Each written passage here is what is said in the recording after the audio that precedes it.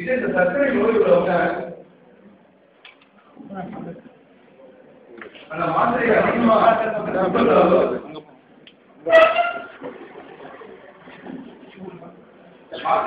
எடுத்துக்கிட்டாலோ insulin அளவு அதிகமாக போயிட்டாலோ இந்த ஹைப்போகிளைசீமியா வரும். அதாவது சர்க்கரை நோயாளிகள். சர்க்கரை நோயாளினா அதாவது சர்க்கரை நோய்னா சர்க்கரை மட்டும் இல்ல, கண்ணையும் இருதயத்தையும் சிறுநீரகத்தையும் பாதிக்கும். இப்ப கண் பாதிப்புக்கு பேர் என்ன சொல்றா டயபெட்டிக் ரெட்டினோபதி அப்படின்னு சொல்றோம். அதாவது நீங்க சர்க்கரை நோய் காரணமாக பெரும்பாலும் வந்து ரெட்டினால நீங்க படிச்சிருக்கீங்க கண்ணில் அந்த ரெட்டினா வந்து பாதிக்கப்படும். அது பாதிச்சு மேக்குலாங்கிற வழியா தான் நம்ம வந்து பார்க்கறோம். நம்ம எப்படி பார்க்கறோம்னா இந்த கண்ணுக்கு நேரம் ஒரு ஒயர் மாதிரி போய் பின்னாடி மேக்குலா இருக்கு. இந்த மேக்குலால இருந்து நரம்புகளுக்கு போய் மூளைக்கு போய் அங்கதான் நீங்க பாக்குறீங்க. இந்த சர்க்கரை நோய் வந்து நேரடியாக போய் மேக்குலாவே பாதிக்கிறதுனால உங்களுடைய கண் பாதிப்பு வந்து ரொம்ப குணப்படுத்த முடியாத அளவுக்கு போயிடும். அதுல வந்து அடுத்தது வந்து நீங்க திரும்பிடணும். அதாவது நீங்க கண் பாதிப்புனா கூட தெரியும், நீங்க கண் பாதிச்சு இது ஏதோ கண் மாதிரியா இருக்கு அப்படின்னு சொல்லிட்டு நீங்க எதுவும் கொண்டுருவாங்க. ஆனா இந்த சிறுநீரக பாதிப்பு வந்து ரொம்ப நாள் கண்டுபிடிக்க முடியாது.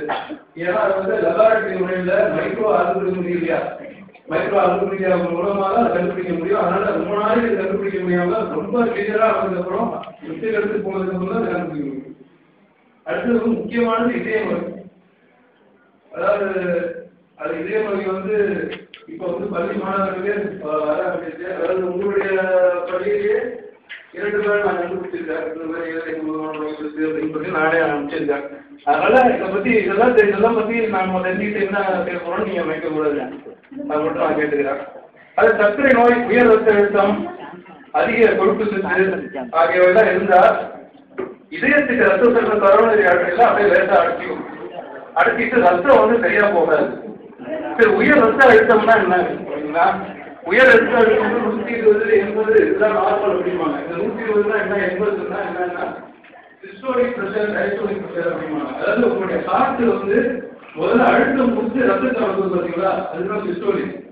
அதுதான் உங்க கை காலிலிருந்து திரும்பி ஹார்ட்டுக்கு வருது பார்த்தீங்களா, அது திரும்பி அடுத்து திரும்பி ரத்தத்தை திரும்பி ரிட்டர்ன் அனுப்பணும். அதுக்கு பார்த்தா டைஸ்டோலிக். இப்போ பிரஷர் வந்து 120, 80.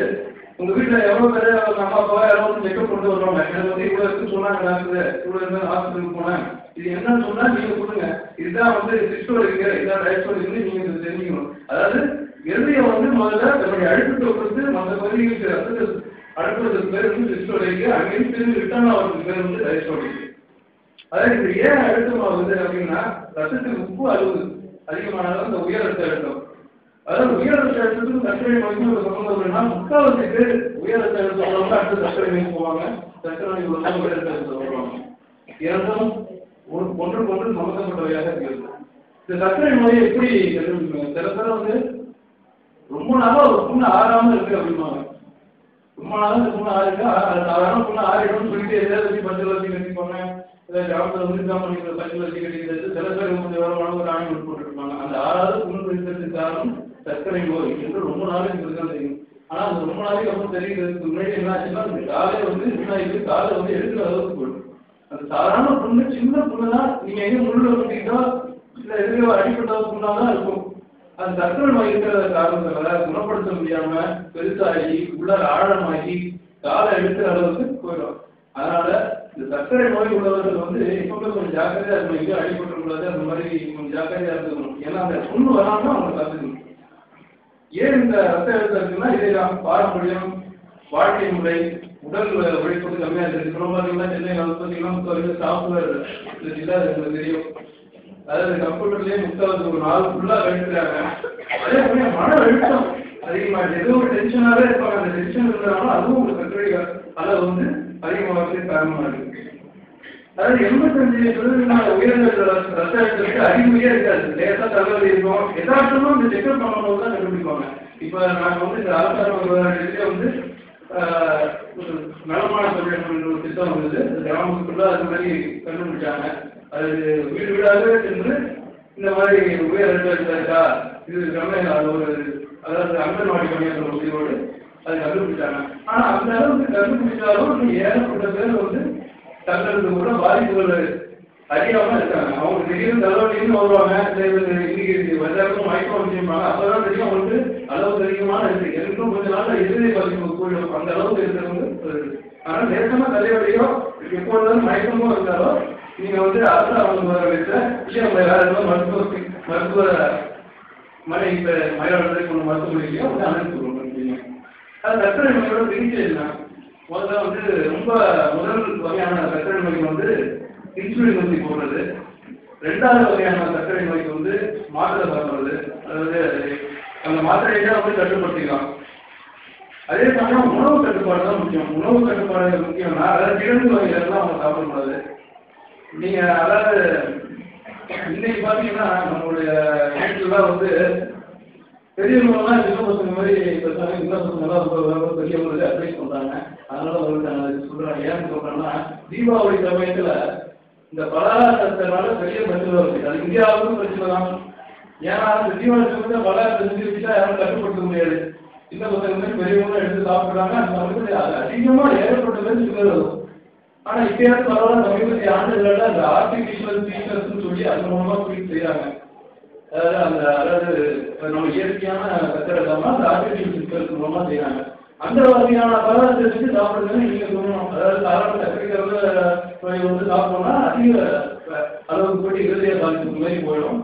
அதுக்காக நீங்கள் அந்த ஆர்டிஃபிஷியல் ஃபீச்சர்ஸ் கலந்த ஸ்வீட்டை வந்து பண்டிகை காலத்தில் எடுத்துக்க சொல்லி நீங்கள் உங்கள் பெரியவங்களுக்கு சொல்லணும். அதாவது இந்த சர்க்கரையோட அளவை பற்றி நீங்கள் தெரிஞ்சுக்கணும். இதை வந்து எதிர்காலத்தில் உங்களுக்கே கேள்வியாகவும் வரும். அதனால் நாங்கள் இப்போ கேட்டுட்டா நல்லதுதான். அதாவது எதுவும் சாப்பிடாமல் 80 to 110 மில்லிகிராம் இவ்வளோதான் சர்க்கரை அளவு இருக்கணும். அதாவது வெறும் வயிற்றுல காலையில் வாங்க, டெஸ்ட் பண்ணுவாங்க, காலையில் போவாங்க 80 to 110. சாப்பிட்டுட்டு 2 மணி நேரம் வச்சுருப்பாங்க. அது வந்து 120 to 140 மில்லிகிராம் போடணும். இது தெரிஞ்சுங்க உங்களுக்கு தவறு. ஏன்னா உங்களை பெரியவங்க வந்து நோட்டில் எழுதி வருவாங்க. நிறைய பேர் வீட்டில் பெரியவங்க பெரியவங்க அவங்க எழுதி வருவாங்க, டெஸ்ட் பண்ணி எடுத்து வருவாங்க. இவ்வளோ சுகர் அதிகமாக இருக்குனாங்க அப்படிங்க. நீங்கள் வந்து அதை எடுத்து இவ்வளோ அதிகமாக இருக்கு அது சொன்னாங்க, இந்த மாதிரி 140 நாள் எடுத்தாங்க தான் நீங்கள் மாத்திரை கொடுத்துருக்காங்க அப்படின்னு நீங்கள் சொன்னீங்கன்னா ரொம்ப சந்தோஷப்படுவாங்க. உங்களை நினச்சி சரி பரவாயில்ல இவ்வளோ தான் தெரிஞ்சிருக்காங்க அப்படின்னு நினச்சிருப்பாங்க. அதனால் அதே சமயம் இந்த மழை காலம் அப்படிங்கிறதுனால அதை பற்றி ஒரு சில வார்த்தைகள் சொல்லியிருப்பேன். தண்ணீர் தலைவதால் உங்களுக்கு தெரியும், நீங்கள் எல்லாம் படிச்சிருக்கீங்க. பல வகையான புத்தகங்கள் இருக்குங்க. அதாவது அனோபிளஸ், டூலிஸ், ஏடிஸ் போன்ற பல நோய்கள் இருக்குது. அதனால் மலேரியா, யானைக்கால் நோய், மூளை காய்ச்சல், ஜப்பானிஸ் இன்செஃபலைட்டிஸ்பாங்க. அந்த மாதிரி நோய்கள் தான் வரும்.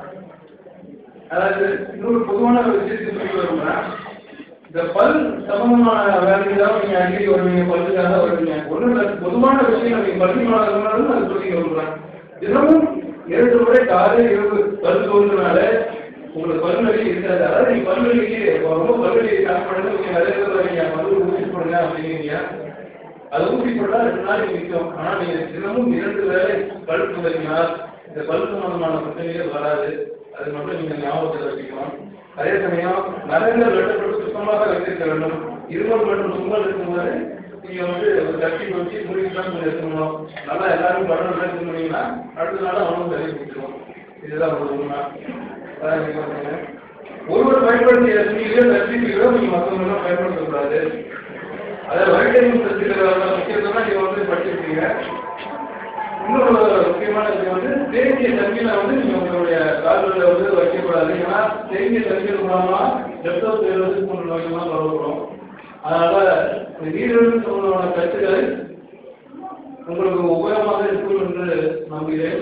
எனக்கு இந்த வாய்ப்பை அளித்த பள்ளி நிர்வாகத்தினருக்கும் ரைட்ஸ்களுக்கும் எனக்கு பணிவான